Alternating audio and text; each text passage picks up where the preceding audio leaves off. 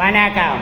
GST குளறுபடி குறித்து சுட்டிக்காட்டிய ஓட்டல் அதிபருக்கு பாஜக மிரட்டல், மன்னிப்பு கேட்க வைத்து வீடியோ வெளியீடு. ராகுல் உள்ளிட்ட தலைவர்கள் கடும் கண்டனம். மன்னிப்பு கேட்டார் அண்ணாமலை.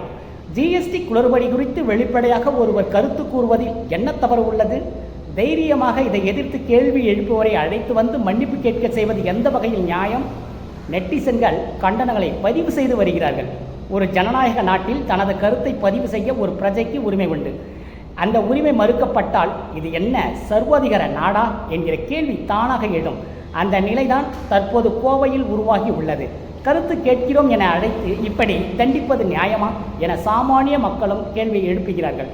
பாஜக தரப்பில் தவறு இருப்பது உண்மைதான் என அக்கட்சியின் மாநில தலைவர் அண்ணாமலை ஒப்புக்கொண்டு பகிரங்கமாக மன்னிப்பு கோரியுள்ளார். நாட்டில் ஜனநாயக மாண்பு காக்கப்பட வேண்டும். இதை ஆட்சி பொறுப்பில் இருப்பவர்கள் உணர்ந்து செயல்பட்டால் நல்லது. இனியும் தொடர வேண்டாம் அநாகரிக செயல். நன்றி.